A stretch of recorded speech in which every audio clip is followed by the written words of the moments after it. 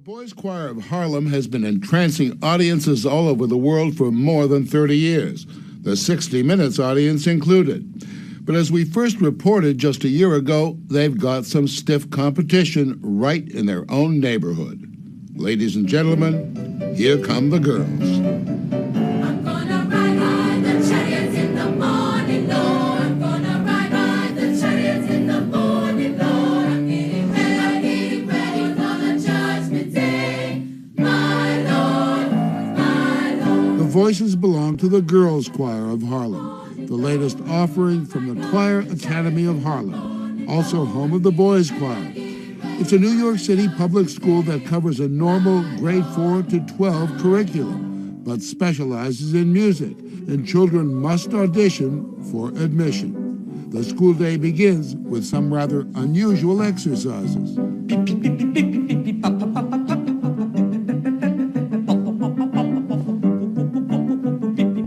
We caught up with the girls as they geared up for their first major performance, a debut at New York's Lincoln Center. The girls have every intention of matching the boys. And what voices those are. The Boys Choir of Harlem is now the ultimate professional operation, performing for presidents and popes. The Boys Choir was founded in 1968 by Walter Turnbull, a former opera tenor who's made a career out of demanding the best, sometimes acting the worst. Pure garbage. Sing for me. When I watched you 8 years ago, you were very tough. Are you a little more gentle with the girls? The style is a little different, but the message is the same. It's not acceptable to be less than the best you can be. The boys have been around for practically 30 years. Yes, absolutely. They've got an international reputation. Yes. Is that, do you think, a little bit intimidating? Oh, no, I don't think the girls are intimidated at all. I mean, they're anxious to show.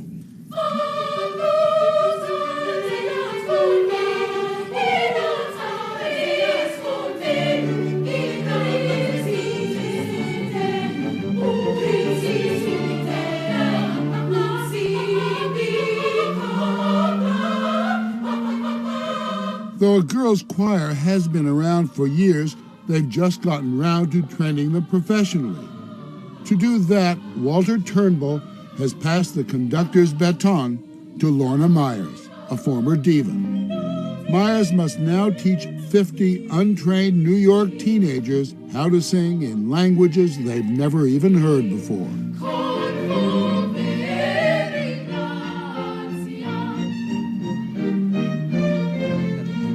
Where are they as a choir on a scale of 1 to perfection, or 1 to 10? No, that's an important. Don't ask me a question. I thought they will always get 1. But as far as the spirit is concerned, they have an 11. Not a June. It's not a June. Hard work means spending the summer vacation preparing for the debut. It means daily rehearsals that can turn a school day into more than 12 hours. It means coming up to an exacting standard and mastering languages like Italian, Latin, and German. Ladies, first verse. Is it Sie denken weit or Ah. When you had to learn to sing in German and Italian and Latin, was that kind of scary at first? Yes, very difficult, especially when you're singing at an up-tempo.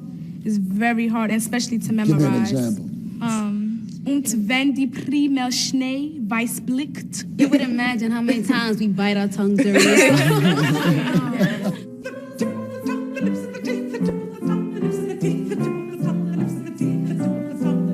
Give me a little bit more TH. Teeth the tip, really explode.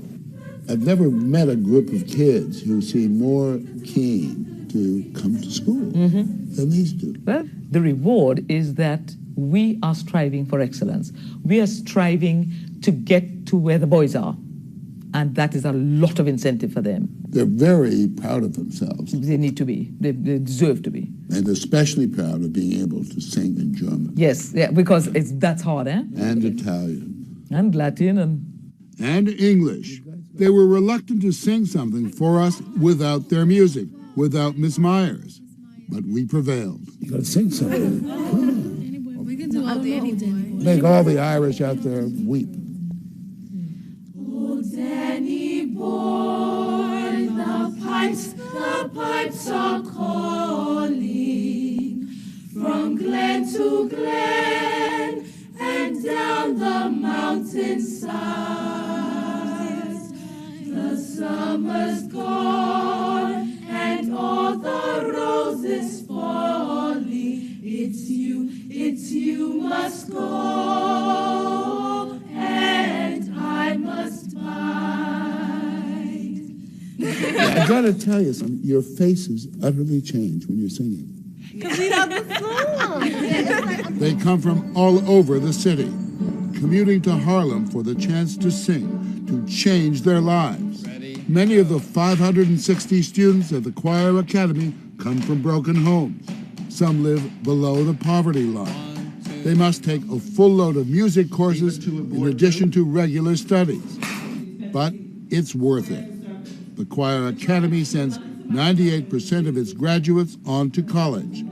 That in an area where the dropout and crime rates are among the highest in the country. You know, to a lot of people, that word, that place, Harlem, conjures up a kind of a scary situation. Scared of what? Violence, drugs. That's true. We show there's more to Harlem than the drugs, the crime, you know? Oh, Harlem. Yeah, Harlem. We are the Girls Choir of Harlem, and that's what we'll always be, because we're young ladies, set an example for this community. Yes, Harlem can be a dangerous place sometimes, but there is something very positive coming out of Harlem.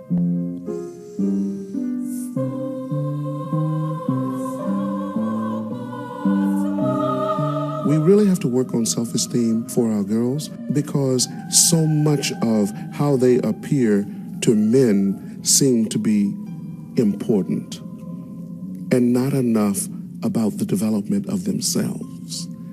And we want them to develop the strength that's needed to be successful. Where would these girls be now without this? When we consider the teen dropout rate, when we consider the pregnancy rate, our girls would be subject to all of that. Beautiful. Believe me when I tell it's beautiful. Such praise is rare in this place where nothing less than the best is acceptable, where from day one, the first rule is discipline. Oh, reverse and exit my room. Danielle, open your mouth again. Instructors are more than just teachers. They are surrogate mothers and fathers who dole out a daily regime of tough love and perfectionism. Lorna Meyer says music is a preparation for life. They need the discipline. They welcome the discipline. If you relax your standards, do they revert to the animals most adolescents Not are? at all. Our girls are not animals. Please. It's almost as if the higher you make the standard, the more they strive for it. Enthusiastic That's right. they become. That's a fact. You know, you hear them say, I'm a taskmaster, and it's a fact. I'm very hard on them. But it seems if I relax a little bit, they will say to me, you know, Miss Myers used to be harder on us when we were learning such and such. So they notice, your hands are in your laps, they are not on the chair rests. Ms. Myers, tough, huh? She has to be. Yes. Yeah. She's like everyone's second mother. Yeah. So we appreciate her being on us every day. Every minute. Every second. Breathing down our backs. Who can do a good impersonation of it? Oh. Come on.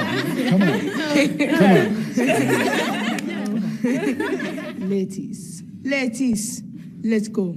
No more talking. It's the last time I'm saying it. Ladies. They call her Sergeant Major, and she does drill them, and not just on their singing. Beyond the music, what are Ms. Myers' rules? The children told you this. The children prompted you in this. We say absolutely no spandex. Don't even look towards me if you have spandex on. And no short skirts of any kind. No ebonics. That's one of my pet peeves, no ebonics. Explain what ebonics is. Ebonics. The method of speaking that is not really, is broken English. as far as I'm concerned, broken English. But you regard as broken English, Yes. which many African Americans regard as part of the heritage. Yes. Yes? Yes, it can be part of the heritage, but as long as they don't speak it in my room, I'm all right with it. Nail polish. Nail polish, positively forbidden.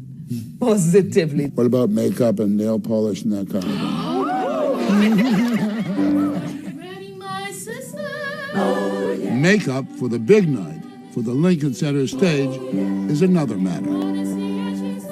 Oh, yes, I'm waiting for the chariot 'cause I'm ready to go. Ride the chariots in the morning, Lord. I'm gonna ride the chariots in the morning, Lord. I'm getting ready for the judgment day. My Lord, my Lord. The journey was only 60 blocks, a mere world away. The tears mixed terror and joy. This is the night. We have to keep it together. You are going to be fabulous. Stay focused. Keep your eyes glued on me. Don't let anything around distract you from what you're here for.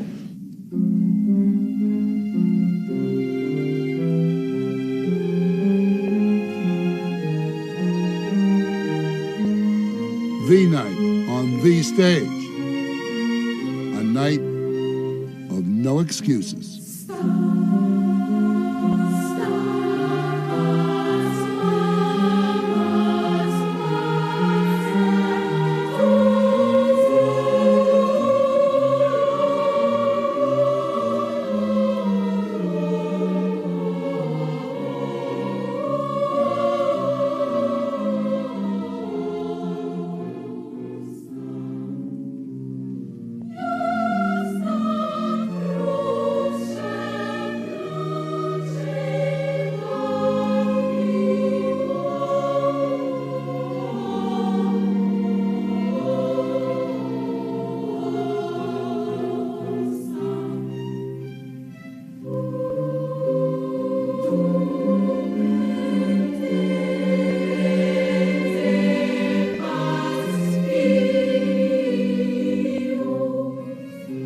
The general public will see the flashiness, a world-class performance, but they don't know the times that that kid has had all of these problems. They don't know how they're doing academically and how we've had to bring him from this point to this point.